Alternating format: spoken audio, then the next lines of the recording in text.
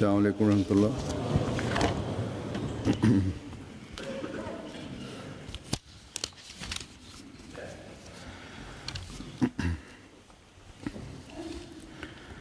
अशहदु अल्ला इलाहा इल्लल्लाह वहदहु ला शरीका लहु व अशहदु अन्ना मुहम्मदन अब्दुहु व रसूलुहु अम्मा बादु फ़अऊज़ु बिल्लाहि मिनश शैतानिर रजीम।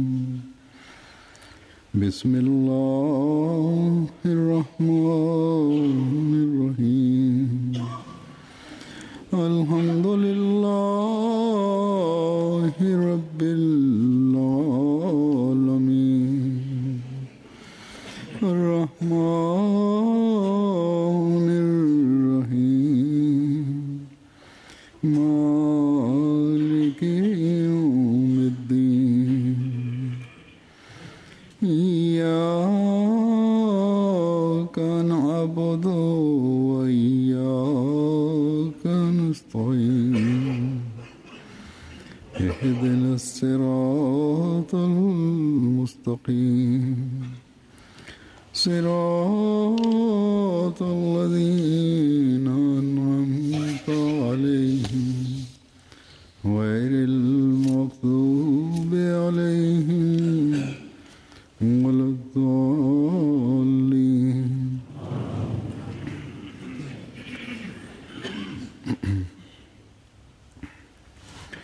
अहमदियों पर juu ya wanajumuiya na hususan wanajumuiya wa Pakistan, juu yao mateso या उन पर yanawekwa au wanateswa au ina ardhi inafanywa iwe ndogo kwa ajili yao. Hii inatokea tangu wanajumuiya, 1974 tangu bunge ilipitisha sheria mwaka 1974 kwamba wanajumuiya si Waislamu. General Ziaul हक ने Kisha General Ziaul Haq baadaye kwa kuchukua faida ya serikali yake इस कानून को मज़ीद सख्त किया, alikaza zaidi kanuni hii ये कहते हुए kwa kusema कि ये Ahmadi kwamba hawa wanajumuiya, Hazur anasema hawasemi Wahamadia, wao wanasema ni Kadiani au Mirzai हैसियत नहीं, ambao hawana thamani yoyote, खिलाफ हमने कानून पास na dhidi yao sisi tumepitisha sheria katika bunge अपने में से अपने na sisi tumewafukuza hawa katika umma wa Islam, कि तुम अपने आप को hawa ambao tuliwaambia कहो, kwamba mujiite तुमने कलमा नहीं पढ़ना, mujiite makafiri si Waislamu, na tuliwaambia wasisome shahada, किसी को na tuliwaambia wasimsalimie mtu yeyote, na कोई ऐसी हरकत नहीं करनी tulimwambia msifanye kitendo chochote ambacho kinathibitisha kwamba nyinyi कि तुम मुसलमान, ni Waislamu, लेकिन lakini तुम फिर भी nyinyi pamoja na hayo yote hamjizuii na hamjiepushi kwa kufanya hivi. तुम फिर वही बातें और अमल कर रहे हो Nyinyi mnafanya vile vitendo ambavyo Muislamu anatakiwa na stahili afanye vitendo vile. ये Ndiyo maana sisi कैदो बंद की सजा देंगे, tutawafunga gereza इस ऑर्डिनेंस की नाफरमानी kwa sababu ya kwenda kinyume na sheria hii ya nchi, सल्लल्लाहु अलैहि वसल्लम की तरह मंसूब करने की वजह से na kwa sababu ya kujinasibishwa kwa Mtume sallallahu alaihi wa sallam फांसी देंगे। mtanyongwa. तुम्हें इतनी हिम्मत, Je, mna थोड़ी तादाद में होने के बावजूद ujasiri kiasi hiki kwamba nyinyi ni wachache sana, na kwa kuwa na hii kwamba nyinyi wachache मुसलमान कहकर जख्मी करो, mnawaudhi wale ambao ni wengi. कान में Hii ndiyo ni mukhtasari ya कानून का upinzani na sheria dhidi ya jumuiya wanajumuiya katika Pakistan. जो के मुतालिब कहते रहे और जो अहमदी अक़लियत का नारा लगा na yoyote waliokuwa wakisema को अपने au kwa kusema kwamba wanajumuia ni wachache na waliendelea kufanya hivi ili wanajumuia waache jumuia. Jambo hili si jambo kipya, jambo jipya, bali katika historia inaonekana kwamba Firauni wa kila zama और अल्लाह वालों को कुछ कर alisema hivi manabii na maulama mawalii wa Mwenyezi Mungu. कहा था Wakati wa Musa alayhi salatu wassalam, Firaun pia alisema inna haula la shirzamatun qalilun ना लगाए wa innahum lana laghaizun, ये ऐलान करते हुए kwa kutangaza kwamba hawa watu ni watu wachache sana na ni kundi ndogo, na kwa sababu तैश दिलाकर रहते हैं। na hawa wanatuudhi pamoja na hii kwamba idadi yao ni ndogo sana. तो जब इस मुखालफत को देखते हैं Basi wanajumuia wanapoona upinzani huu, तो ईमान ताज़ा होता है imani yao inaongezeka na inaboreka zaidi, कि अम्बिया की तारीख दोहराई जा रही है। kwa kuona kwamba historia ya manabii inapatikana, inarudishwa tena. हैसियत नहीं रखते, Na siku hizi wanajumuia ni wachache na hawana uwezo duniani, इसलिए नहीं आता na wao hawapati hasira kwa sababu ya hii kwamba wanajumuia wanawapoteza au sisi wanajumuia को नुकसान पहुंचा रहे हैं, tunavunja sheria ya nchi, na kwa sababu ya hii nchi inapata hasara, लोगों के हकूक सल्ब कर रहे हैं, au tunanyima haki za watu, दहशतगर्दी कर रहे हैं। au sisi tunafanya ugaidi wa aina उन्हें इसलिए wowote. Wao wanapata hasira kwa sababu ya hii kwamba और उसके रसूल सल्लल्लाहु अलैहि वसल्लम sisi से इश्क व वफा का tunampenda mtume आ रहे हैं। na Mwenyezi Mungu, हम क्योंकि वतन की मोहब्बत में na sisi katika mapenzi ya nchi मुजाहिरा कर रहे हैं। tunaonyesha amani na usalama. हम अल्लाह की मखलूक के हकूक Sisi tunatimiza पामाल क्यों नहीं कर रहे? haki za wanadamu na hatunyimi haki za wanadamu, ऐसा नहीं बनते। na sisi hatushiriki katika ugaidi ambao umeenea nchini kila mahali. हमारा उन्हें यही जवाब है। Basi sisi tunawajibu kwamba हाँ हजरत सल्लल्लाहु अलैहि वसल्लम के आशिक सादिक sisi और आपकी पेशगोइयों के मुताबिक आने sawa na bishara ya mtume sallallahu alaihi wasallam, Dawood को मानने वाले हैं। sisi ni wafuasi wa Imam Mahdi alayhi salatu wasalam na Masih al-Yahdi alayhi salatu wasalam. Imam Mahdi ambaye alihuisha sunna ya mtume sallallahu alaihi wasallam, na kwa kufanya hivi alifundisha dunia mapenzi, usalama na amani. बस जब हम इस इमाम ज़मान की बैत Basi sisi kwa kufanya bayati ya imamu zama hii tunafanya vitendo hivi vyote, अपने आका और सैयद हजरत मोहम्मद मुस्तफ़ा सल्लल्लाहु अलैहि वसल्लम की इत्तिबा का हक अदा करने की कोशिश कर रहे हैं। kwa kufanya hivi tunatimiza haki ya utii wa mtume sallallahu alaihi wasallam, na tunajitahidi kuleta mifano ile ambayo waislamu wakati wa mtume sallallahu alaihi wasallam walionyesha. और मौत की आंखों में आंखें डाल Sisi tumesimama dhidi ya mauti ana kwa ana, na ujasiri huu ametupatia की imamu सानिया के लिए ambaye भेजा है।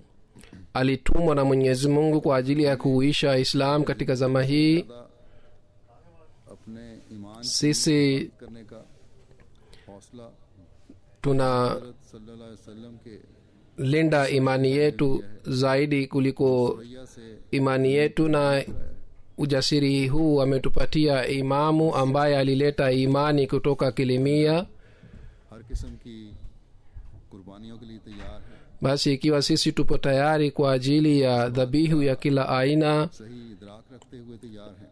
na sisi tupo tayari kwa के मानने वाले हैं imani kamili, जिसको अल्लाह ताला ने na tunaamini अंबिया kwa imamu wa zama hii kuhusu yeye.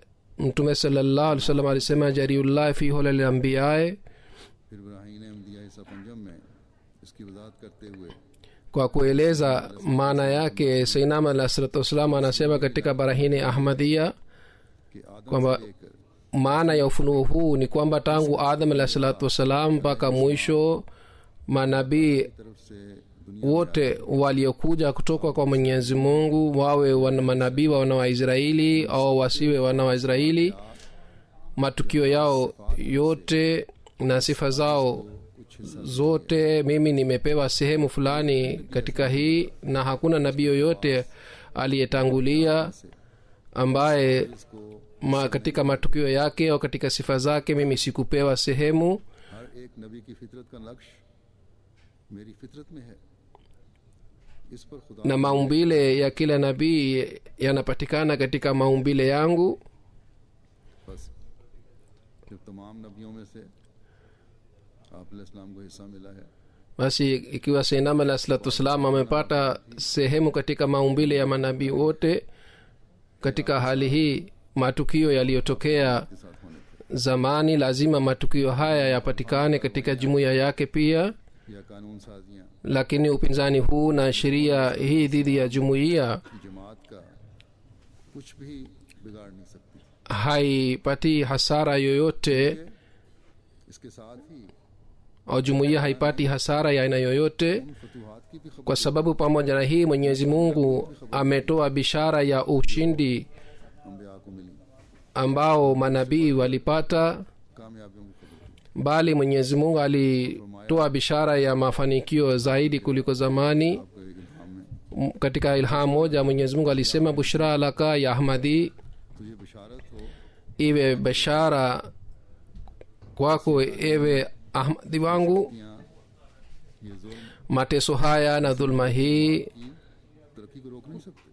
haiwezi kuzuia maendeleo na mafanikio ya jumuiya. फतूहात के दरवाजे Mwishowe अल्लाह ताला ने Mwenyezi Mungu ametoa bishara kwamba milango ya ushindi itafunguliwa. ज़्यादा सख्ती है और मुतअद्दिद बार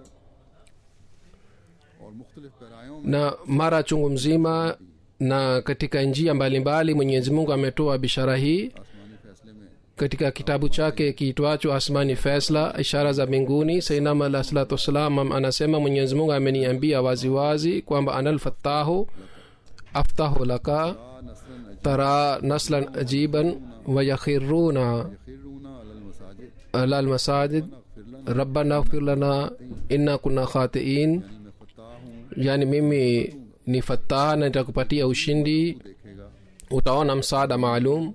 यानी बाज इनके जिनकी किस्मत में हदायत मुकद्दर है Wale ambao उन्हें सजदा wamebahatika kupata mwongozo watafanya sijda kwa kusema kwamba Mola wetu tusamee dhambi zetu kwa sababu sisi tulifanya makosa. Kisha ni ilham moja ya Sayyidina alayhi salatu wasalam, lakal fathu lakal ghalaba, के लिए फतह है। yani kwako ushindi ni kwa ajili yako na जिन मुश्किलात mafanikio ni kwa ajili yako. कार्रवाइयों और कानून साजियों Upinzani huu na sheria dhidi ya jumuiya, hasusan katika या Malaysia jumuiya ya Pakistan, Indonesia, Malaysia, jumuiya hizi zote au मुस्लिम ममालिक की जमातें गुजर रही jumuiya zingine za nchi mbalimbali za Waislamu, इससे ज़्यादा कामयाबियों और फतूहात की नवीद और खुशखबरियाँ हमें अल्लाह ताला दे रहा है। Mwenyezi Mungu anatupatia bishara kwamba ushindi utapatikana katika hali hii ya mateso ambayo wanajumuiya wanapata, इमाम ने हमें दी है na वो ushujaa ambao ametupatia imamu wa zama hii खातर में नहीं लाती hai और दुनियावी जमात होती तो इन जुल्मों की वजह hayatudhuru mateso haya ambayo tunapata. से आगे घुटने take Ikiwa hali hii ingepatikana duniani, basi watu खाना रवैया wangeshindwa au wangekuwa na unafiki. फजल से Lakini kwa fadhili za Mwenyezi Mungu, jumuiya ya Islam Ahmadiyya, मुकाबला कर रही है। sisi tumesimama dhidi ya dhulma hii, तर नामसाद हालात bali katika hali hii ya mateso tunaendelea कल रखने वाला हो, kupata maendeleo. इंसाफ पसंद हो, Ikiwa kuna mtu mwenye akili au mwenye adili kwa ajili yake dalili hii ni tosha kabisa kwamba jumuiya hii ni kutoka kwa Mwenyezi Mungu. जैसा कि हज़रत मसीह मौद अलैहिस्सलाम को Kama अल्लाह ने इल्हाम फरमाया alimwambia Mwenyezi Mungu Sayyidina alayhi salatu wasalam kwamba wakati utafika miongoni mwa hawa नाम निहाद मुल्ला के ज़ेर असर hawa ambao wanafuata mamulla mashekhe au kwa sababu ya hofu yao उनके खौफ से au kwa sababu ya hofu ya sheria hawatambui haki, गाहों पर गिरकर watapatikana watu ambao watamwangukia Mwenyezi Mungu na wataomba msamaha wa dhambi zao इस आशिक सादिक से वाबस्ता होने में na फख्र महसूस करेंगे wataona fahari kwa kujiunga na imamu wa zama hii, हैं वो अपने na wale ambao wana देखेंगे tabia mbaya wataona mwisho wao के लिए इस तरह इबरत का निशान बनेंगे hivi au watakuwa funzo kwa ajili ya dunia kama maadui na wapinzani wa manabii wa zamani waliona na walishuhudia mwisho wao. करीम एक जगह फरमाता है Mwenyezi Mungu anasema sehemu moja katika Qur'an tukufu, Siru फिल अर्द awalam yasiru fil arzi fayanzuru kaifa kana akibatul lazina min qablihim कानुहुम अशद्दा kanu hum ashadda minhum quwwatan wa atharan fil arzi wa akhadhahum Allah bi dhunubihim कान लहुम मिन अल्लाह wa ma kana lahum min Allah miwaq ज़ालिक zalika bi annahum kanat atihim rusulun bil bayyinati फकफरू fakafaru wa akhadhahum Allah कवियुन शदीद innahu qawiyyun shadidul iqab. क्या उन्होंने ज़मीन में सैर नहीं की Je, hawakutembea ardhini wangeona का इंजाम कैसा हुआ mwisho wa wale watu ambao walikuwa kabla yao walikuwa na nguvu zaidi. ज़्यादा शदीद थे बस अल्लाह ने उनको भी उनके गुनाहों Mwenyezi Mungu aliwakamata wale pia kwa sababu ya dhambi zao na hakuna aliyeweza kuwaokoa. Hii ilitokea kwa sababu mitume yao ilikuja kwao, lakini wao walikataa mitume yao, basi Mwenyezi Mungu aliwakamata. Bila shaka Mwenyezi Mungu ni mwenye nguvu na ni mkali kuadhibu. हज़रत मसीह मौद अलैहिस्सलाम के जिन इनामात का मैंने जिक्र किया है Nilieleza ilham ya Hazrat Masih Maud alayhi salatu wassalam, ufunuo, कोई दावा नहीं था na hii si ilikuwa madai yake kutoka kwake मेरे साथ है और मुझे उसने kwamba ni ilham hii kwamba Mwenyezi Mungu yupo pamoja nami na amenipatia bishara ya ushindi. Kunasibisha jambo lolote kwa Mwenyezi Mungu si jambo la kawaida. Mwenyezi Mungu hamsemei mtu ambaye anatunga uongo dhidi ya Mwenyezi Mungu au juu ya Mwenyezi Mungu. बस जब हज़रत मसीह मौद अलैहिस्सलाम के साथ खुदा ताला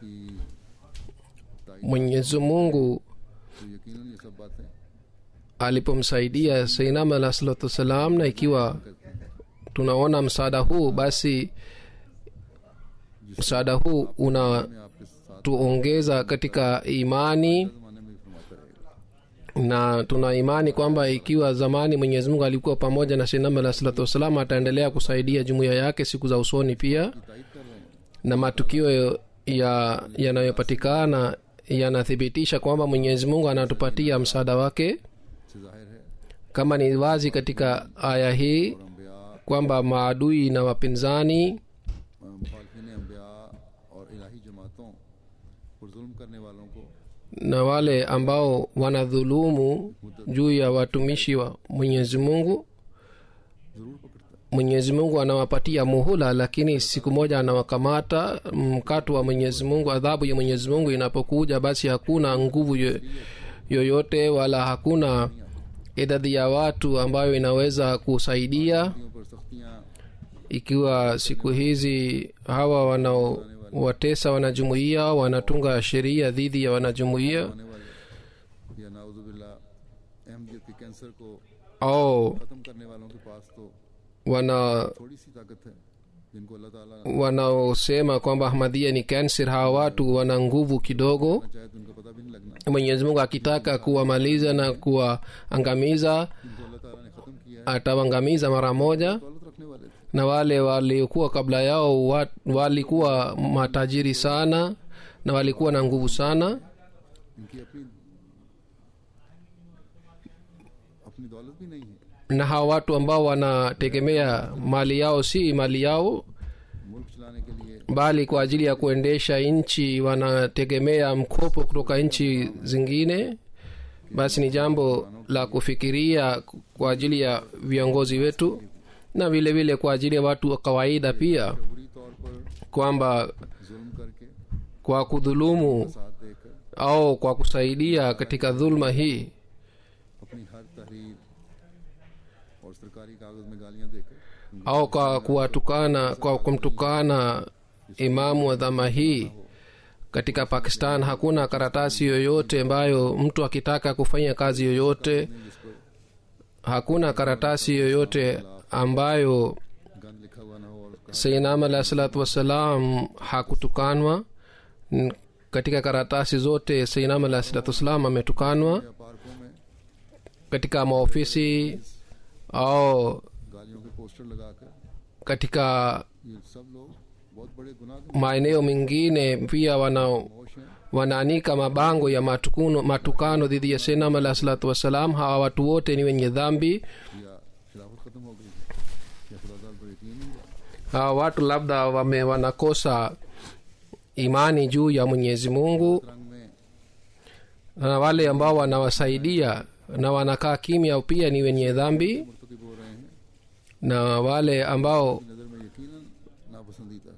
wanafanya jambo hili ni lazima jambo hili ni kumkathirisha Mwenyezi Mungu. उनसे भी Mwenyezi Mungu anasema kwamba mufanye uadilifu na maadui, और जुल्म न करो, mufanye uadilifu na wale जुल्म की ambao बरक्स walifanya dhuluma juu yenu. क्या है, बिल्कुल ही उलट। Lakini vitendo vya hawa watu ni kinyume kabisa na amri hii ya Mwenyezi Mungu. Allah subhanahu wa ta'ala anasema kwamba uongo ni shirk na ushirikina ni dhambi अल्लाह ताला नहीं बख्शता, ambayo Mwenyezi Mungu hasamehi. लेकिन इनकी अपनी हालत क्या है, Lakini hali yao wenyewe ni nini? Hali ya uchamungu wao na hali ya wema रसूल के नाम को na madai yao kwamba wananyanyua jina la Mwenyezi Mungu na mtume wake. शायद करते हैं। Hali yake sisi tunashuhudia kila siku. Sisi wanajumuia naeleza tukio moja, na tukio hili linaonyesha hali yao. Hivi karibuni कायम किया गया, dhidi ya mwanajumuia mmoja kesi ya uaji ilifanywa. जब उसको लोगों को बताया गया, समझाया गया, Wale waliofanya kesi walipoambiwa na watu kwamba hii जाति कर रहे हो, si nzuri, mnafanya dhulma, कहा wale waliofanya kesi wakasema kwamba मुकदमा कायम किया था kwamba sisi कि हमें पता ही walifanya kesi kwa sababu ya athari ya maamula. Walisema sisi tunajua kwamba huyu hakufanya dhambi yoyote, yeye ni masum, lakini kwa sababu yeye ni mwanajumuia ndiyo maana sisi tumefanya kesi dhidi yake. Ikiwa leo akitubu katika jumuia Ahmadiyya na akimtukana Mirza Ghulam Ahmad Qadiani alayhi salam, basi sisi tutachukua kesi yetu na tutafuta kesi hii, कोशिश करेंगे, na sisi tutamkaribisha vizuri atakapotoka katika gereza, na atakaribishwa vizuri sana. Hii ndiyo ni hali ya hawa watu. Lakini pamoja na hali hii ये मुसलमान कहलाने wanajidai kwamba wao ni Waislamu haswa na Wahmadhia ni makafiri. झूठ की इनके नजदीक कोई हैसियत ही नहीं है। Hawajali wakisema uongo. ए मुखालफीन Ahmadiyyat, Basi enyi wapinzani wa jumuiya, mwogope Mungu ambaye दौलत mbele yake mali yenu na nguvu yenu, kibri yenu, तुम्हारी मसाजिद की इमामत na kuwa imamu wenu wa misikiti na vyama vyenu vya siasa na serikali yenu अददी अक्सरियत na wingi wenu haina thamani yoyote mbele yake. हमारा इन तमाम जुल्मों के जवाब में Sisi kwa sababu ya dhulma yote, majibu yetu ni ile ambayo Mwenyezi Mungu ameeleza katika aya hizi, innahu qawiyyun shadidul iqab, वो बहुत ताकतवर yani Mwenyezi Mungu ni mwenye nguvu sana, ni mkali wa kuadhibu. है। ये जुल्म की इंतहा अब इस हद तक पहुंच गई है Dhulma hii imefika kiasi hiki kwamba shuleni wanajumuia, watoto wanajumuia wanaambiwa kwamba wao ni makafiri, kwa hiyo nyinyi hamwezi kusoma katika shule hili. में पढ़ने का ni njia moja tu. Ikiwa mnataka kusoma katika shule hii, basi njia ni kwamba mumtukane Mirza Ghulam Ahmad Qadiani. Master Ikiwa headmaster wa shule au कुछ शराफत दिखा anayemiliki shule private school, ikiwa anapinga, बच्चे इस स्कूल में पढ़ेंगे yeye wao anaambiwa kwamba ikiwa watoto hawa wanajumuia wakisoma katika shule hii, basi watoto wetu hawatakuja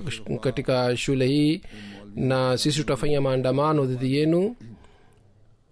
तो उनको भी नताइज की धमकियां दी जाती Na ikiwa wao hawakubali, basi wanaambiwa kwamba watapata हैं जो मुल्क में adhabu kali. Na hii ndiyo ni kanuni na sheria katika nchi na wenye siasa kwa ajili ya kupata masilahi yao ya kisiasa. और शिद्दत पसंदों के हाथों Wapo mikononi mwa hawa mamulla na katika mikononi mwa magaidi. बस जैसा कि मैंने कहा Kama nilivyosema, wawe mamulla, mashekh au wenye siasa ambao wanatanguliza masilahi yao, au kiongozi yoyote wa serikali yote ambaye anashiriki anafanya dhulma hii, akumbuke kwamba Mwenyezi Mungu ni shadidul iqab. ये मजमून कोई साबका कौमों के साथ नहीं है Madhumuni hii si mambo ya kale au ya zamani, आके जिंदा होने bali hii ni dalili होने ya kwamba Mwenyezi Mungu ni hai na yeye ana nguvu juu ya kila kitu. दुश्मनी करने वाले Wale ambao wanafanya में uadui na Sayyidina alayhi salatu wassalam na wanaruka mipaka yote katika uadui huu, wakumbuke kwamba kukataa haki na ukweli na हजरत सल्लल्लाहु ukweli ule ambao bishara yake alitoa mtume wetu Muhammad sallallahu alaihi wasallam, na bishara अलैहि वसल्लम से ये पढ़ते हैं inapatikana katika Qurani na wanasoma vizuri au wanadai kwamba wanasoma bishara hii. Kwa kukataa हो रहे हैं ukweli huu, wao wanajihisabu pamoja na wale watu ambao waliona mwisho wao mbaya आने वाली कौमों ने देखा au mwisho wao mbaya watu mataifa ya baadaye walishuhudia. और फिर इस पर मुस्तजात Na zaidi ya होना है hii ni kwamba, जो आजकल ये नहीं कर रहे अलावा इसके जो je, kuna dhambi yoyote ambayo hawafanyi zaidi ya dhambi hii ambayo wanafanya juu ya wanajumuia? Dhambi ya kila aina imeenea nchini, ni rushwa, गुनाह है गंद है गला ni uchafu, na vile vile ni uchafu wa hulka, ni uizi na ujambazi na uaji, ilhali uchafu wa kila aina unapatikana nchini. Je, अल्लाह ताला के गजब को भड़काने वाला नहीं hii yote haitaleta ghadhabu ya Mwenyezi Mungu? Fikirini kidogo, fanyeni tafakur. Sisi tunafanya dua hii kwamba Mwenyezi Mungu afanye rehema juu yenu. Leo ni wanajumuia tu ambao ni jukumu lao kwamba pamoja na hii kwamba wanadhulumiwa, wanateswa, उम्मत की हमदर्दी के नाते wao kwa sababu ya kuwahurumia umma wa Mtume sallallahu alaihi wasallam na kwa kuhurumia ubinadamu, wajitahidi सबसे बढ़कर na pamoja na hii गाँव पे जोर दें wafanye maombi sana. अमली कोशिश नहीं हो सकती Ikiwa wao hawana nguvu ya kufanya jambo lolote, na mahali ambapo sisi hatusikilizwi, na mahali ambapo kwa kusema assalamu alaikum kesi inafanywa kule, kwa kufanya maombi, कि इस्लाह के लिए भीख मांगे muombe mwongozo kwa ajili ya umma wa Mtume sallallahu alaihi wasallam. Kama nilivyosema, hakuna shaka ndani yake kwamba हज़रत मसीह मौद अलैहिस्सलाम को Mwenyezi Mungu और गलबा अता फरमाना है atampatia ushindi na mafanikio Sayyidina alayhi salatu wassalam, ब्याह को kwa sababu Mwenyezi Mungu anampatia फरमाता है mitume wake ushindi na mafanikio. Mwenyezi Mungu anasema katika Qur'an tukufu, kataballahu laghlibanna ana wa rasuli innallaha qawiyyun aziz. ताला ने फैसला कर छोड़ा है Mwenyezi Mungu amekwisha amua kwamba mimi na mitume wangu tutashinda. Mwenyezi Mungu ni mwenye nguvu. जैसा कि आयत से जाहिर है कि ये गलबे का फैसला Kama ni wazi katika aya hii kwamba ahadi ya ushindi ni ahadi ya Mwenyezi Mungu, ये जो दलील दी है na dalili yake aliyotoa, dalili ya ushindi aliyotoa ni kwamba और गालिब होना। mwenyezi mungu ni mwenye nguvu na yeye anashinda juu ya kila kitu. काफिरों दोनों को, हर फरीक को के लिए सबक है basi hii ni funzo na ni tangazo kwa ajili ya makafiri कि पे गौर करो।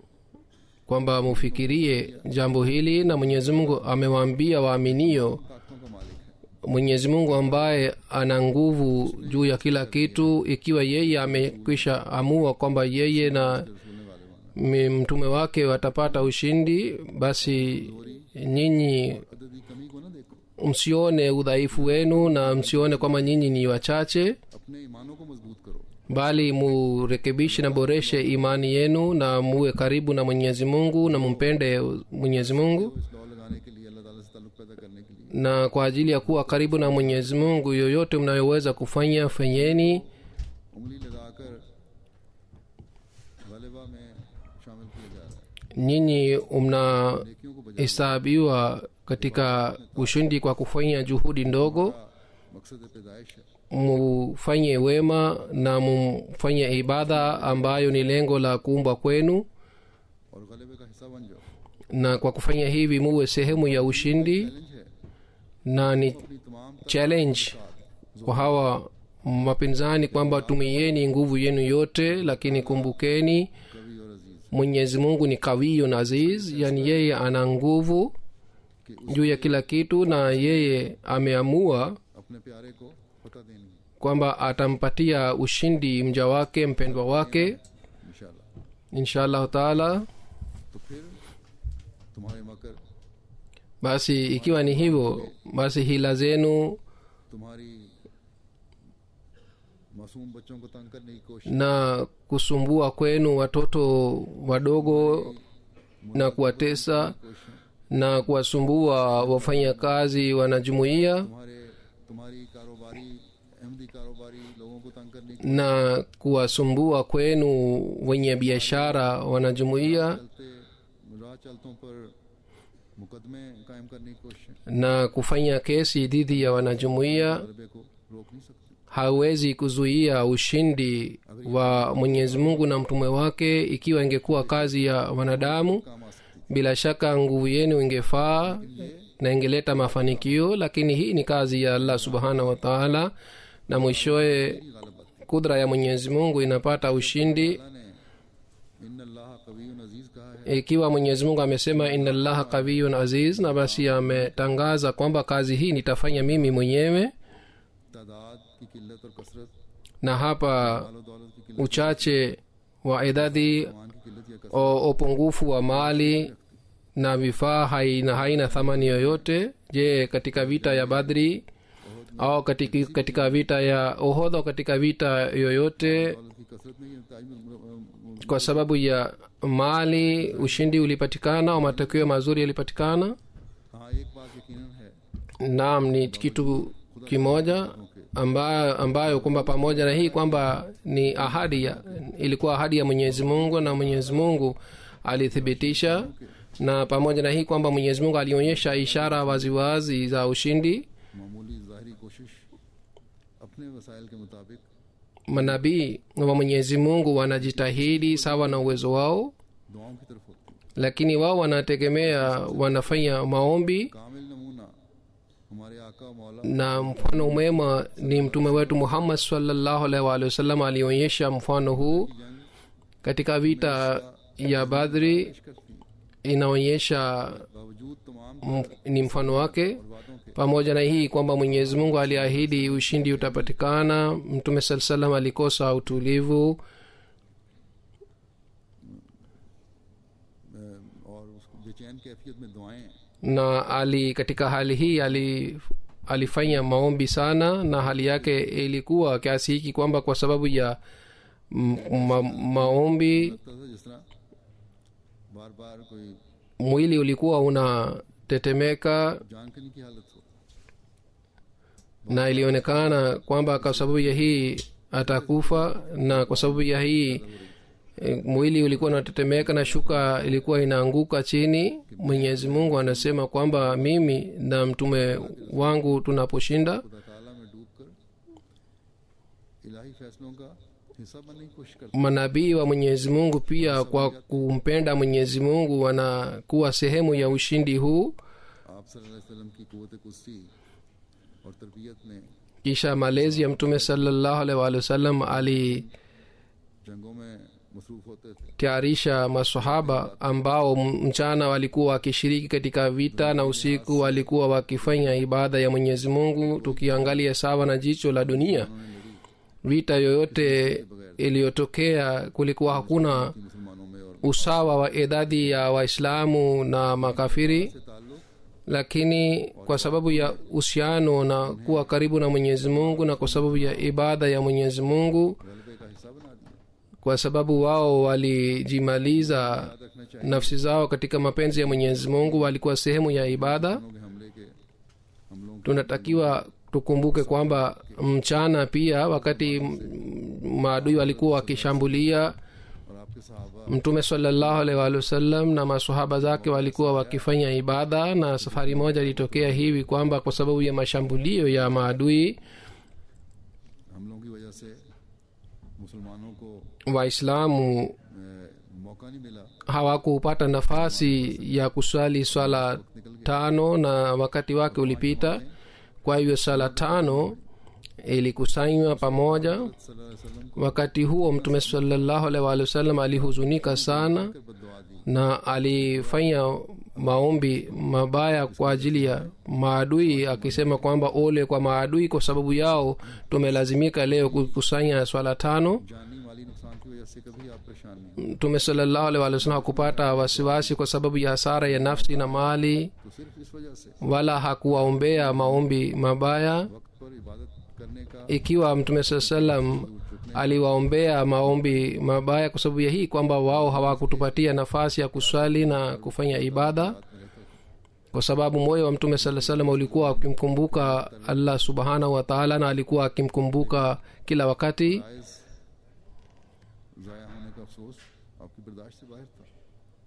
Na alipokosa kusali sala basi ilikuwa nje ya ये गलबे के वादे हैं, uwezo wake. लेकिन अल्लाह ताला से Tunatakiwa tukumbuke kwamba को निभाने ni kweli kwamba ni ahadi ya Mwenyezi Mungu kwamba ushindi utapatikana, lakini kuna haja sana ya kuzingatia ibada, na tena ni haja sana ya kuzingatia ibada. उनकी जमात में शामिल होने वाले नहीं कहलाए जाते। Bila hii hatuwezi kutujihesabu katika jumuiya ya Mwenyezi Mungu. उनकी जमात में वही शामिल होंगे Katika jumuiya ya Mwenyezi Mungu wale tu watahesabiwa watakaozingatia sala zao na ibada yao. मुखालिफीन अहमदियत की सख्तियां देखते हैं Basi sisi tunapoona mateso ya maadui na wapinzani, tunatakiwa tukumbuke kwamba kwa ajili ya kuwa sehemu ya ahadi ya Mwenyezi Mungu कभी गाफिल नहीं होंगे। hatutakiwi tughafilike katika ibada yake hata kidogo. आते ही Manabii से ताल्लुक जोड़ने wanakuja kwa ajili kwa kumuunganisha mwanadamu kwa Mola wake. नहीं बनेंगे। Ikiwa sisi hatujiunganishi na Mwenyezi Mungu, नबी की जमात किस तरह कहलाएंगे, hatuwezi kujiita kwamba sisi ni jumuiya ya Mwenyezi Mungu, हिस्सा किस तरह बनेंगे। na hatuwezi kupata sehemu katika ushindi ambao ulipangwa kwa ajili ya nabii na jumuiya yake. तो इस्लाम की बेइज्जत का भी मकसद था। Na hii ndiyo ni lengo la kuja kwa Sayyidina Ahmad alayhi salatu wassalam. इसको सामने रखना चाहिए। Tunatakiwa tuzingatie jambo hili kila wakati. Sayyidina Ahmad alayhi salatu wassalam किताबुल बरिया के मुकदमे में katika kitabu chake kiitwacho Kitabul Baria anasema, kwa hakika दस्त और कवि है Mwenyezi Mungu ana nguvu juu ya kila kitu. और वफा के साथ झुकने वाले Wale ambao wanainama mbele yake hawapati hasara, hawapotezwi maadui. Mdui anataka kumwangamiza, मगर खुदा कहता lakini Mwenyezi Mungu anamwambia mdui kwamba je, unataka kupigana nami, है कर सकेगा na je unaweza kumfedhehesha mja wangu? नहीं हो सकता मगर वही जो आसमान पर Haiwezi kutokea kitu chochote hapa ardhini ikiwa uko mbinguni haikuamuliwa. लंबा नहीं हो सकता जिस कदर के वो आसमान पर लंबा किया गया है। बस जुल्म के मंसूबे बांधने वाले basi wale wote ambao wanafanya hila ya dhulma मकरूह और काबिल शर्म wao hawana akili बरतर हस्ती को याद नहीं wakati wanapopanga mipango ya dhulma hawamkumbuki mwenyezi mungu mungu ambaye bila hukumu yake hata jani moja la mti halianguki kwa sababu ya uovu wa maadui waja wa mwenyezi mungu hawapati hasara bali nishani inaonekana और कादर खुदा अगरचे इन आंखों से दिखाई नहीं देता मगर अपने ikiwa निशानों से mwenyezi mungu haonekani kwa macho पर haya lakini kwa kuonyesha ishara anathibitisha nguvu yake इस कवि और जबरदस्त खुदा ikiwa sisi kwa imani झुके रहे tukiendelea kuinama mbele ya mwenyezi mungu mwenye nguvu तारा नुकसान नहीं पहुंचा सकता basi hakuna hila ya yoyote ya mdui ambayo inaweza kutupatia hasara ndiyo maana hivi karibuni nilikumbusha kuhusu maombi na kuhusu saumu ya nafali तब ताकतों के साथ kwa sababu siku hizi mdui anashambulia jumuiya kwa nguvu yake yote दुआएं हैं na sisi tunaweza मुखालफत kutujilinda kwa kufanya maombi na upinzani wa jumuiya umekuwa sasa ni wa kimataifa अल्लाह ताला ni dalili अपने kwamba mwenyezi mungu kwa ajili ya kuonyesha ushindi wake anataka जलवे दिखाना चाहता है anataka kutuonyesha kudra yake zaidi kuliko zamani दुनियाए अहमियत को भी na hapa wanajumuiya pia wanatakiwa wakumbuke प्यारा kwamba अपनी इबादतों को रखना sisi tupende ibada zetu को पहले से बहुत ज्यादा बढ़ाना है na tuongeze mapenzi yetu ya mwenyezi mungu हम सबको इसकी तौफीक अता फरमाए mwenyezi mungu atuwezeshe sisi sote एक बात और कहना चाहूंगा nataka kusema kitu kimoja kwamba है kuna ufunuo wa sainam alah salatu wassalam kwamba baada ya 11 ये अपने तौर पर अंदाजे लगाते रहते हैं wanajumuiya wanakadiria na wananiandikia pia kuhusu hii lakini kuhusu hii sainam alah salatu wassalam mwenyewe amesema kwamba mimi sijui ni siku 11 au ni miezi 11 au ni miaka 11 शान जाहिर होगा lakini mwenyezi mungu ataonyesha nishani ya ushindi wangu leo ni tarehe 11 ya novemba na novemba pia ni mwezi wa 11 na mwaka pia ni 11 ख्याल के मुताबिक kwa hivyo wanajumuia sawa na mawazo yao wanafikiria na sawa na अगर fikira yao 11 में मुकद्दर है wanafikiria और आज के महीने और आज के साल में है ikiwa तो इंशाअल्लाह ताला वो जरूर जाहिर होगा ushindi na nishani imepangwa sawa na siku hii ya leo lazima itatokea कि बहुत से lakini inatakiwa ikumbuke kwamba kuna ufunuo chungu mzima kwamba ambamo Rahmani kuhusu msaada wa mwenyezi mungu neno la baktatan limetumika यानी ये सब कुछ yaani haya yote yatatokea mara moja नहीं si mbali kwamba kuanzia tarehe hii ya leo na kuanzia siku ya leo na kuanzia mwezi huu wa leo na mwaka huu mwenyezi mungu aanze kuonyesha kudra yake lakini baadhi wakati kwa kukadiria नताइज मुरतब करके kutoa matokeo अगर उस तरह वाकया ना हो ikiwa haitokei sawa na makadirio sawa na fikira zao basi watu wanaanza kukata tamaa अल्लाह ताला की तरफ जो तवज्जो है उसमें कमी हो जाती है au wanapunguza ibada yao ये वो नहीं hii si sifa ya mwaminio kwamba akate tamaa नहीं है ushindi lazima utatokea na hii ni kudra ya mwenyezi mungu inshallah taala lazima ushindi utapatikana bali ushindi unapatikana दुश्मन के मुखालिफिन upinzani wa maadui की जो मुखालफतें हैं और मुखालफिन अहमदियत के जो na हालतें हैं hali ya wapinzani wa jumuiya wao wamepoteza akili yao अल्लाह ताला के गलबे की जो दलील hii ni dalili ya ushindi wa mwenyezi mungu इस ज़माने में एक बात ये भी बता दूं kuhusu hii niseme jambo hili pia hazrat muslim auruzillah taala anhu pia wakati वाकया लिखा है alipo tukio la kuhama kutoka kadhian lilitokea alisema kwamba ilikuwa ngumu kuamua कि मैं sena Muslimau raziyallahu ta'ala anhu anasema kwamba nilikuwa nasoma kitabu cha Sinam alayhi salatu wasalam, niliona ilham hii ya Sinam alayhi salatu wasalam, yani baada ya 11, na nikaona kwamba ni lazima uhamisho utatokea na usafiri ulipangwa,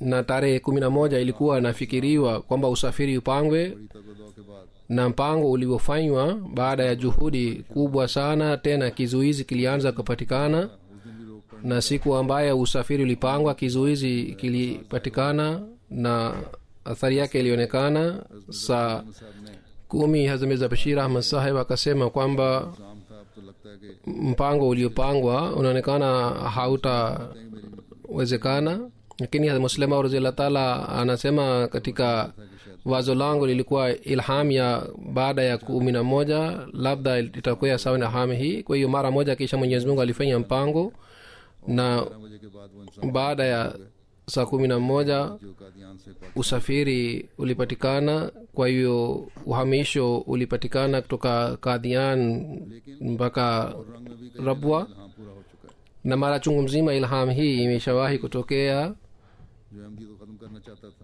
Huyu jamadari Jaul Haq ambaye alitaka kufuta jumuiya katika dunia hii, serikali yake yenyewe ilifutwa, na ilifutwa baada ya miaka 11. Na kuna matukio mengine pia au wakati mwingine pia ilham hii ilitokea, ilitimia, lakini ilham na ufunuo unatimia mara kwa mara. Kwa hiyo tunatakiwa tutegemee kwamba Mwenyezi Mungu ataonyesha nishan waziwazi, lakini pamoja na ilham hii kuna ilham ya Kipersian.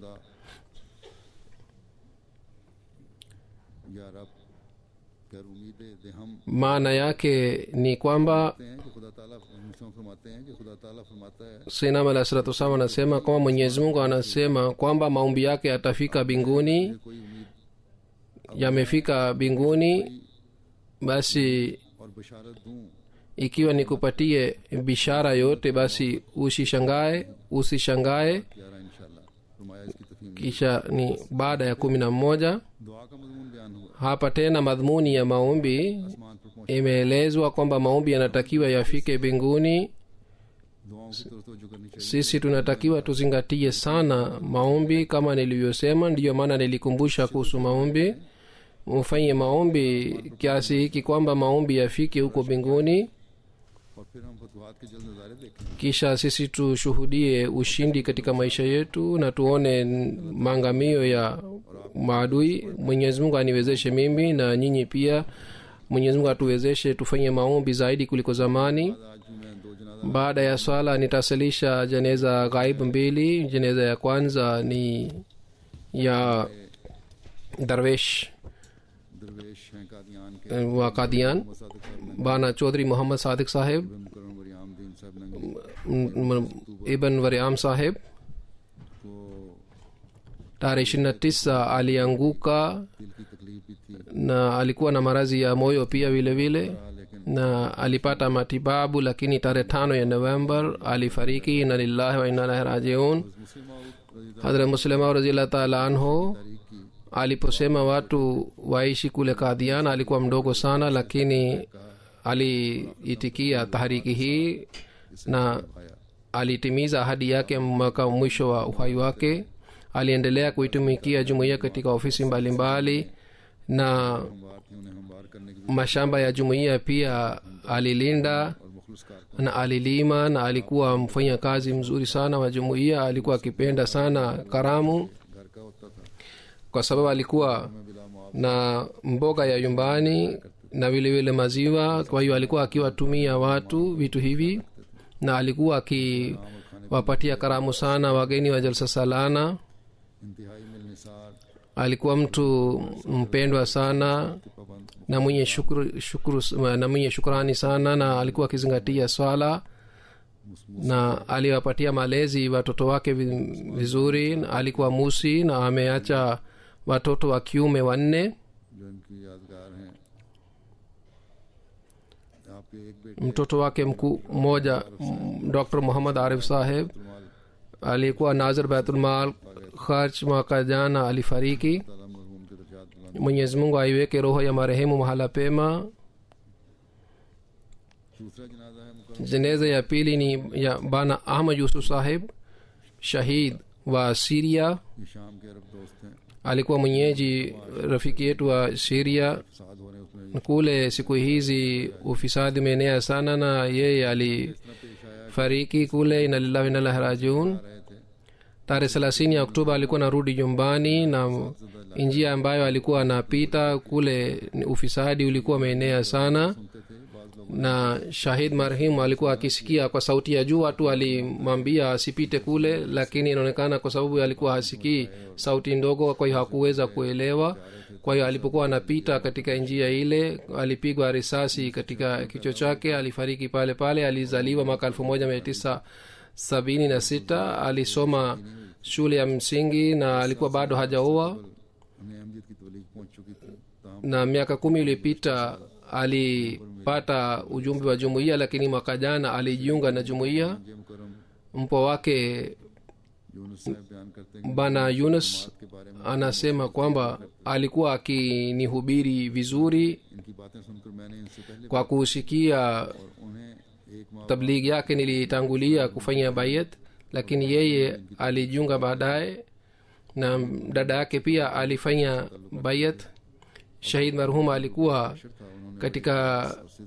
katika kundi la Alwi. Kabla ya kujiunga na jumuiya alikuwa akishiriki katika mikutano yote ya jumuiya. Alikuwa akipenda sana kuwasaidia watu wengine. Mwenyezi Mungu apandishe daraja yake na aweke roho ya marehemu mahala pema. Baada ya swala nitasalisha jeneza ya hawa wote wawili inshallah.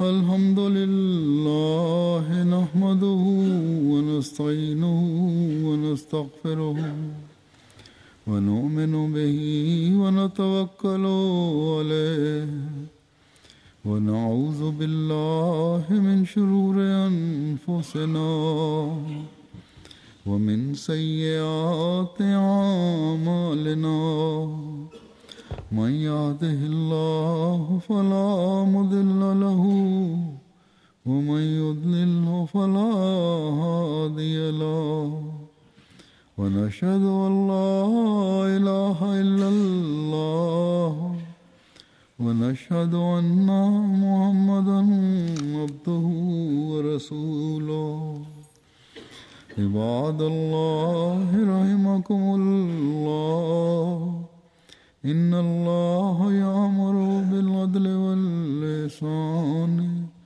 وإيتاء ذي القربى وينهى عن الفحشاء والمنكر والبغي يعظكم لعلكم تذكرون اذكروا الله يذكركم وادعوه يستجب لكم ولذكر الله أكبر.